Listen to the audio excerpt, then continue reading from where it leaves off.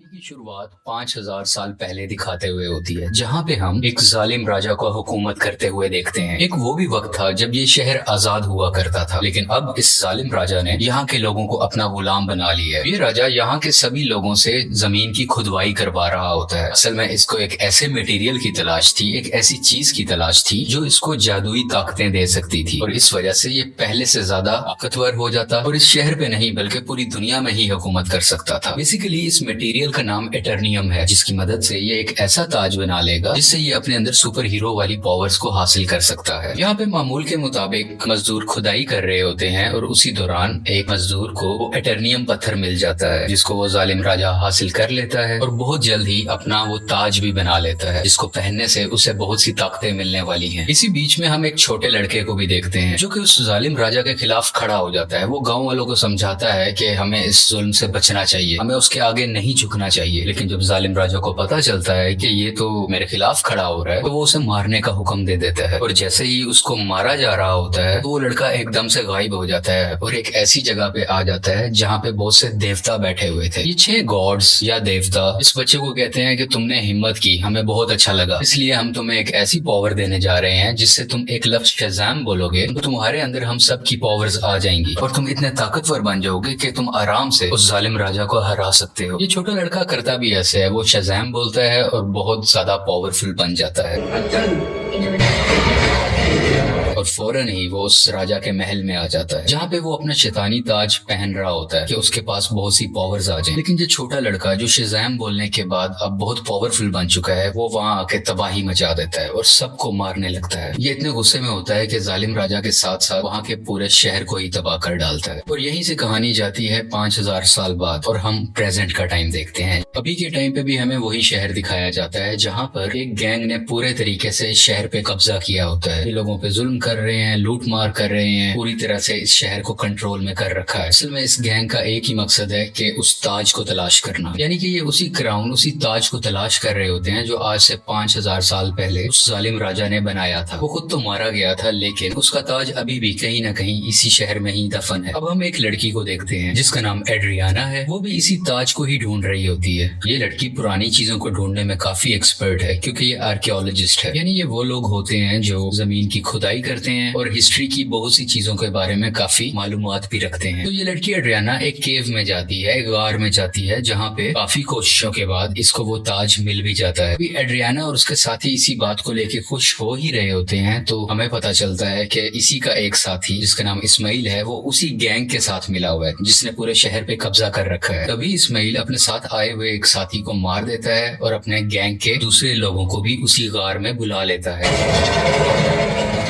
अब लोग इसकी तरफ गन पॉइंट करते हैं और उसे कहते हैं कि एड्रियाना, हमें तुम वो ताज दे दो। तभी ये लड़की नीचे देखती है और वहाँ पे कुछ वर्ड्स लिखे होते हैं। जब ये उसे पढ़ती है तो इसके मुंह से निकल जाता है शज़ाम। ये लफ्ज बोलते ही वहाँ पे ब्लैक एडम आ जाता है और वहाँ पे आए हुए सब गुंडों को मारने लगता है। इतना मारता है कि वहाँ पे कोई भी नहीं बच पाता। जबकि रही बात इस्माइल की, जो गुंडों के साथ मिला हुआ था, वो वहाँ पे मरने का नाटक करता है, इसलिए उसकी जान यहाँ पे बच जाती है। क्योंकि एड्रियाना ने ब्लैक एडम को जिंदा किया होता है, दोबारा से जगाया होता है, वो उसको कुछ भी नहीं कहता। अभी ब्लैक एडम वहीं पर होता है कि गैंग के कुछ और लोग आ जाते हैं और उस पर एक स्पेशल वेपन से अटैक करते हैं। ये वेपन उसी एटर्नियम मटेरियल से बना होता है जिसकी मदद से वो ताज भी बना था। और जैसे ही ये मिसाइल ब्लैक एडम को लगता है तो उसे वाकई दर्द महसूस होती है। ब्लैक एडम उस मारने वाले गुंडे की तो जान ले लेता है, लेकिन उस रॉकेट या उस छोटे से मिसाइल के लगने की वजह से खुद भी बेहोश हो जाता है। तो हमें यहाँ पे ये पता चलता है कि एटर्नियम ऐसा मटेरियल है जो ब्लैक एडम की कमजोरी है और इसी मटेरियल से ब्लैक एडम को मारा भी जा सकता है। तो ये देखते हुए एड्रियाना काफी परेशान हो जाती है और वो ब्लैक एडम को अपने घर ले जाती है। जैसे ही ब्लैक एडम को होश आता है तो वो यहाँ पे एड्रियाना के बेटे से मिलता है। ये बच्चा ब्लैक एडम को कहता है कि आप 5000 साल से उस गार के अंदर बंद थे, अब क्योंकि हमारा शहर गुलामी बसर कर रहा है, वो गैंग हमें जीने नहीं दे रहा, तो आप हमारे लिए एक मसीहा बन के आए हो, आप ही हमारे शहर को उस गैंग से बचाओगे। ब्लैक एडम को यहाँ पे कोई फर्क नहीं पड़ता। वो कहता है कि आज से 5000 साल पहले ये मेरा शहर हुआ करता था, अब यहाँ पे सब कुछ बदल चुका है, तो इस शहर को बचाने के लिए मैं रिस्पॉन्सिबल नहीं हूँ, मुझे इस शहर और यहाँ के लोगों से कोई मतलब नहीं। नहीं है। और ये बात कहते ही वो घर से बाहर आ जाता है और शहर में फिरने लगता है और शहर को देखने लगता है। इसके बाद हम एक फीमेल लीडर को देखते हैं जिसका काम इस दुनिया में आने वाले सुपर हीरो और सुपर विलन्स को रोकना होता है। दुनिया में ऐसे हालात रखने होते हैं जिसकी वजह से आम लोगों को कोई मुश्किल ना आए और हमारी जमीन को भी कोई खतरा ना हो। वो यहाँ पे एक सुपर हीरो हॉकमैन से बात कर रही होती है। कहती है कि ब्लैक एडम अब वापस आ चुका है और उसे अगर रोका ना गया वो पहले की तरह इस बार भी बहुत ज्यादा तबाही मचा सकता है, और वो अगर पागल हो गया, वो गुस्से में आ गया, तो उसको रोकना लगभग नामुमकिन है। हॉकमैन इस चीज के लिए राजी हो जाते हैं और अपनी टीम इकट्ठी करते हैं जिसमें और भी बहुत से सुपर हीरोज शामिल होते हैं और सब मिलकर ब्लैक एडम को पकड़ने के लिए निकल जाते हैं। दूसरी तरफ उस गैंग के कुछ लोग एड्रियाना के घर पहुंच जाते हैं क्योंकि उन्हें पता था वो ताज अभी भी उसी के पास है, तो वो ताज लेने ही गए थे। और जैसे ही वो लोग एड्रियाना की फैमिली पे हमला करने वाले होते हैं तो ब्लैक एडम्स वहाँ पे उनको बचाता है और उस गैंग के लोगों को एक बार फिर से मार डालता है।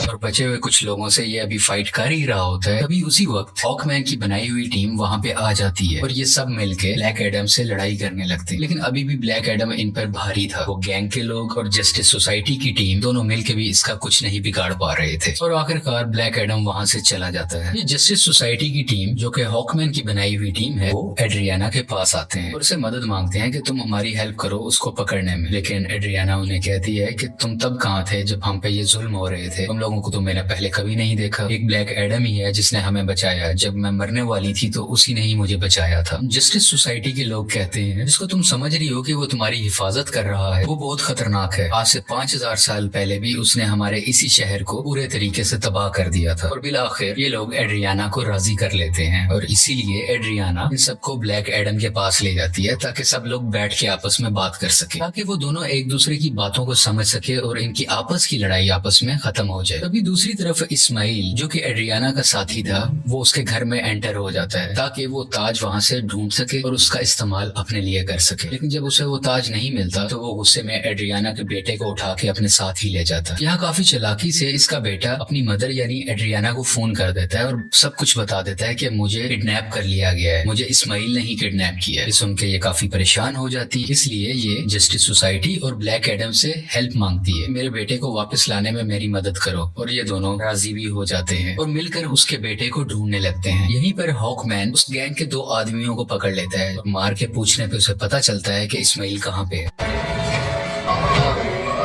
इस्माइल ने उसके बेटे को एक खुफिया जगह में रखा है जो कि एक रेगिस्तान में है। और जब ये सब यानी ब्लैक एडम और जस्टिस सोसाइटी उस जगह पर पहुंचते हैं तो देखते हैं कि इस्माइल ने उसके बेटे पे गन पॉइंट की हुई है। और यहाँ पे इस्माइल एक राज बताता है कि वो गैंग जो पूरे शहर में तबाही मचा रहा है उसका लीडर मैं ही हूँ और ये सब गुंडे मेरे लिए ही काम करते हैं। इसलिए वो एड्रियाना को कहता है कि अगर तुम्हें अपने बेटे की जान बचानी है तो मुझे वो ताज दे दो। तो ये परेशान माँ उसको वो ताज दे देती है ताकि उसके बेटे की जान बच सके। लेकिन इसके बावजूद भी वो उस बच्चे पे गोली चला देता है और जैसे ही ब्लैक एडम ये देखता है तो वो तेज स्पीड से उड़ता हुआ उसके आगे आकर उस बच्चे की जान बचा लेता है। और यहाँ पे इस्माइल को अपनी लाइटनिंग से जला के मुकम्मल तरीके से खत्म कर डालता है।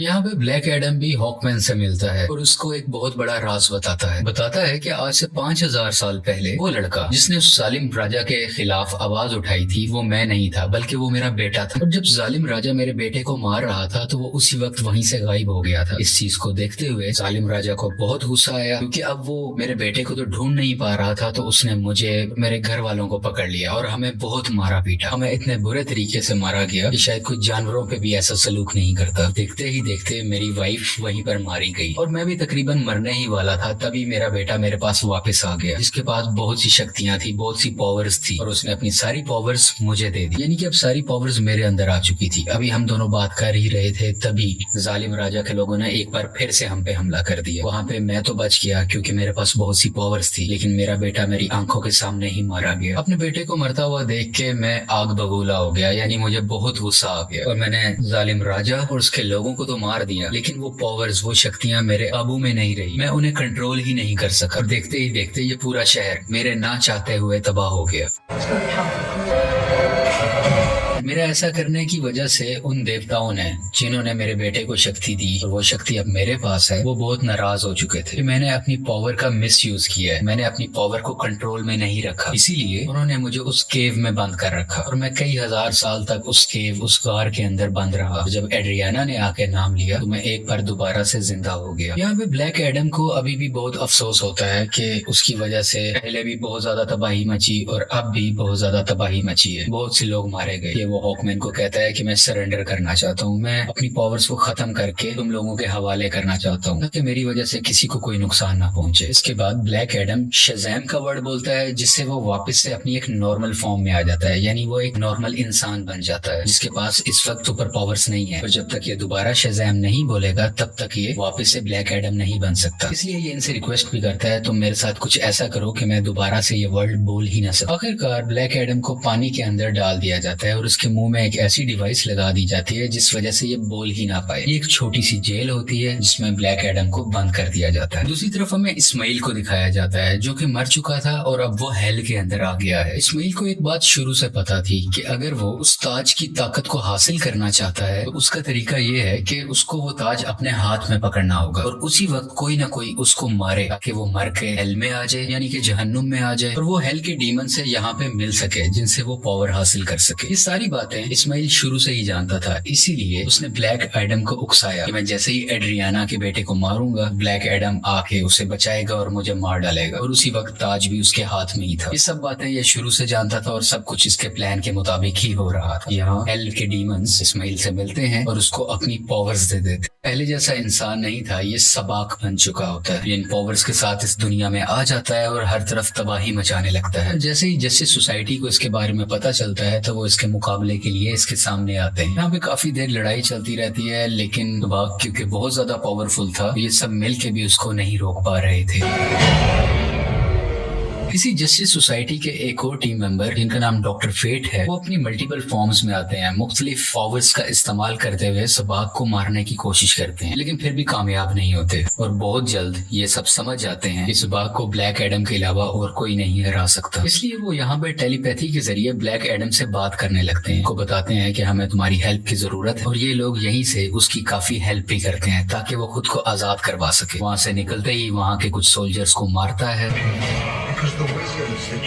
पानी से बाहर आता है और बाहर आते ही सीधा शज़ैम बोलता है, जिसकी वजह से उसको ब्लैक एडम्स की पावर मिल जाती है और बगैर वक्त जाया किए सबाक के पास जाने लगता है। दूसरी तरफ जस्टिस सोसाइटी के लोग अभी भी सबाक से लड़ रहे होते हैं और इसी दौरान उनका एक साथी डॉक्टर फेट वहीं पर अपनी जान से हाथ धो बैठते हैं, यानी कि मारे जाते हैं। हॉकमैन भी काफी ज्यादा सबाक से लड़ रहे होते हैं, लेकिन इनकी कोशिशें कुछ ज्यादा कामयाब नहीं होती। लेकिन अच्छा तो तब होता है कि उसी वक्त वहाँ पे ब्लैक एडम भी आ जाता है और अब ब्लैक एडम और सबाक की काफी लड़ाई होती है। ये फाइट काफी टक्कर की थी, लेकिन वक्त के साथ ऐसा लग रहा था कि सिर्फ ब्लैक एडम ही है जो सबाक को हरा सकता है। और कुछ ही देर के बाद ब्लैक एडम सबाक के सर को पकड़ के उसके दो हिस्से कर डालता है और उसको मुकम्मल तरीके से फाड़ कर आखिरकार सबाक की जान ले लेता है। इसी वजह से सबाक की मौत हो जाती है और सब कुछ सुकून में आ जाता है, सब कुछ ठीक होने लगता है। शहर के लोग ब्लैक एडम को अपना मसीहा मानने लगते हैं। वो सब इस बात को मान लेते हैं कि ब्लैक एडम ने हमें और हमारे शहर को बचाया है। इसके बाद हम उसी लेडी को देखते हैं जिसने जस्टिस सोसाइटी की टीम को बनाया होता है ताकि वो ब्लैक एडम को रोक सके। वो यहाँ पे ब्लैक एडम को कहती है कि ठीक है, तुम्हें जो करना है वो करो, लेकिन तुम अपने इस शहर से ना निकलना। तुम इस शहर के लोगों के मसीहा बनो, उनका ख्याल रखो, गार्डियन बनो, मुझे उसे परवाह नहीं है, लेकिन अपने इस शहर से तुमने नहीं निकलना, क्योंकि अगर तुम इस शहर से बाहर आए तो तुम्हारे लिए अच्छा नहीं होगा। यहाँ पे ब्लैक एडम बैठा उसको देखता है और कहता है कि मुझ पे कोई हुक्म नहीं चला सकता और उसका जब भी कुछ भी करने को दिल करेगा वो अपनी ही मर्जी करेगा। लेकिन तभी वो लेडी बोलती है, हाँ शायद तुम ठीक कह रहे हो, तुम्हें इस दुनिया में रहने वाला तो शायद कोई नहीं रोक सकता, लेकिन मैं किसी ऐसे को जानती हूँ जो हमारी दुनिया से नहीं है। और ब्लैक एडम को गुस्सा आता है और वो स्क्रीन को ही तोड़ देता है जिससे वो लेडी बात कर रही थी। स्क्रीन के टूटने से हर तरफ धुआं ही धुआं होने लगता है और तभी उस धुएं से बाहर आता है सुपरमैन और वो ब्लैक एडम को कहता है कि हमें शायद बैठ के बात करनी चाहिए। और यहाँ पे सुपरमैन के ये कहते ही इस मूवी की कहानी यहीं पे खत्म हो जाती है।